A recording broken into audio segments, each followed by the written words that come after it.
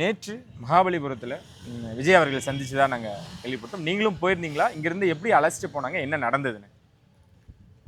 எங்களை பஸ் மூலமாக அனுப்பிச்சிட்டு கூட்டிகிட்டு போயிருந்தாங்க. குடும்பத்தில் ஒரு 4 பேர் போயிருந்தாங்க. விஜய் அவர்கள் சந்திக்கிறதா சொன்னாங்களா? ஆமாங்க, பார்க்கணுன்னு சொல்லி தான் கூட்டிகிட்டு போனாங்க. எத்தனை பேர் போனீங்கன்னா என்னென்ன விஷயங்கள் உங்ககிட்ட இருந்து கேட்டாங்க அவங்க? எங்களை எங்கன்னு கூட்டிகிட்டு போகும்போது நல்லபடியாக கூட்டிகிட்டு போனாங்க. என்னென்ன வேணுமோ எல்லா சேவைகளும் செஞ்சு கொடுத்தாங்க. தங்குறதுலேருந்து சாப்பாட்டிலேருந்து மறுபடியும் கூட்டிகிட்டு வந்து விடுறதுலேருந்து நல்லபடியாக பார்த்துக்கிட்டாங்க. அப்புறம் விஜய் சார் ஒவ்வொரு குடும்பத்தையும் தனித்தனியாக தான் மீட் பண்ணார். தனித்தனியாக தான் மீட் பண்ணார். அதே மாதிரி எங்களையும் தனியாக தான் மீட் பண்ணார். அவர் மட்டும்தான் இருந்தாருங்களா? அவர் கேபினில் அவர் மட்டும்தான் இருந்தார். முறைப்படி நாங்கள் தான் நேரில் வந்து பார்த்துருக்கணும். எங்களால் வர முடியல, அதுக்கான சூழ்நிலை அமையலை, அதுக்காக நான் மன்னிப்பு கேட்டுக்கிறேன் அப்படின்ற மாதிரி சொன்னார். அதுக்கப்புறம் அம்மா எப்படி இந்த மாதிரி ஆச்சுன்னு கேட்டார். அதுக்கான விளக்கத்தை சொன்னோம். நாங்கள் இந்த மாதிரி வேலை முடிஞ்சு வரும்போது தான் சார் இந்த மாதிரி ஆகிட்டாங்க அப்படின்னு சொல்லியிருந்தோம்.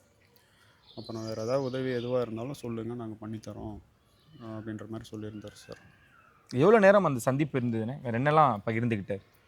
நாங்கள் ஒரு 10 நிமிஷம் தான் டைம் எடுத்துக்கிட்டோம்.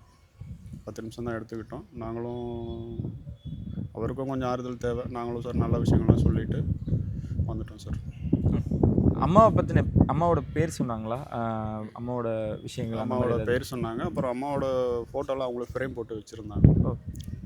அவங்க குடும்பத்தோட ஃபோட்டோலாம் ஃப்ரேம் போட்டு வச்சுருந்தாங்க. அதுக்கப்புறம் அவங்களோட ஃபோட்டோ அவங்க குடும்பத்துக்கு கொடுத்து ஒரு ஃபோட்டோ எடுத்து அனுப்பி